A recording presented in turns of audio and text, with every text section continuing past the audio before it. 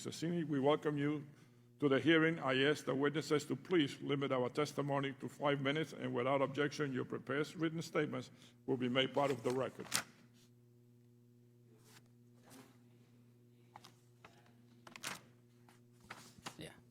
As an Argentinian, it's an honor to be here today in front of you at this House of Representatives.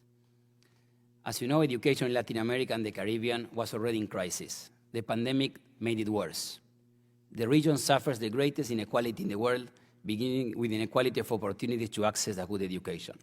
50% of students do not finish high school in a timely manner, and the region ranks last when measured against international tests like PISA or TIMSS.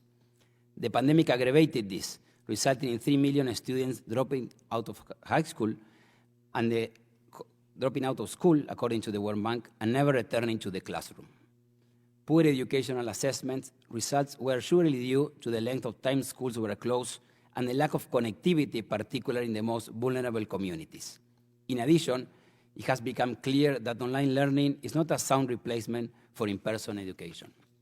This dynamic appears to be widespread, as the latest national assessment of educational progress shows that US student performance have also suffered for the same aforementioned reasons. This tragedy seems to be getting worse, but it should also bring about opportunities to overcome ongoing challenges in education.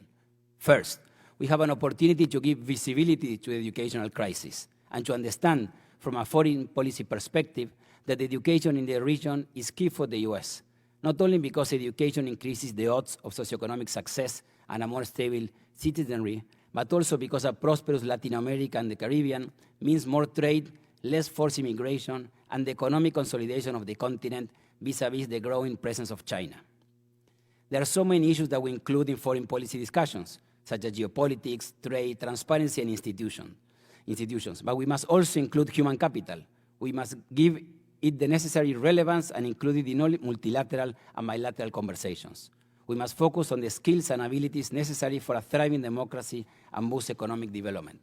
The accreditation of university and postgraduate degrees between and among countries and the mobility of talent in the hemisphere need to be key foreign policy issues moving forward, keeping in mind that remote work and the possibility of exporting education has generated enormous changes and opportunities in the education sector. Secondly, we have an opportunity to dare to advance with more audacity and a sense of urgency around necessary reforms in the region, including improving teaching careers and measuring performance more effectively, evaluating schools and teachers in modern ways, generating precise information systems, and building a better transition from high school to the working world. Third, we have an opportunity to build on lessons learned regarding online education. While technology cannot replace face-to-face schooling, it is true that the pandemic has familiarized the entire educational system with this powerful tool to strengthen learning, especially for the most vulnerable students who generally do not have access to the best educational content and teaching methods in person. But to harness online learning to help students make genuine improvements, governments and the private sector must work together to invest in the connectivity of schools and families. The experience of the pandemic has shown even more clearly that we all learn in different ways, at different rates and with different interests. Along these lines, it could be helpful if the governments in the region institutionalize changes that give more freedom to educational offerings, from homeschooling to secondary schools with elective subjects and credits. Educational offerings continue to be very rigid in Latin America and the Caribbean, ill-suited to individual learning needs, and disconnected from the profound changes that the pandemic has exacerbated in the labor markets. Simultaneously, the prolongation of the closure of schools has led to greater participation of families and more active social demands from them when it comes to their children's education. This is a positive phenomenon for the region, where governments and trade unions organizations typically dominate conversations around education. We must continue promoting the participation of parents, making quality of learning a priority among the demands of citizens who want politicians to invest in education more seriously. We should also encourage citizens to demand that governments provide more information on how schools are progressing and how students are performing, while making it easier for parents to understand schools' curriculum contents. Finally, we have seen another positive trend toward greater autonomy and empowerment of schools, which, due to either government action or lack of thereof, have been able to make more and different kinds of decisions around student learning, and have been encouraged to innovate and experiment with new ways of reaching their students.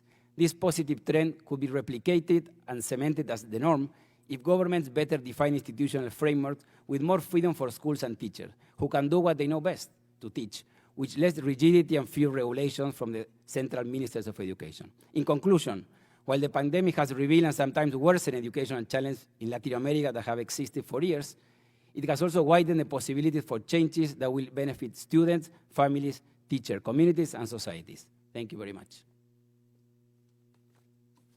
Thank you very much.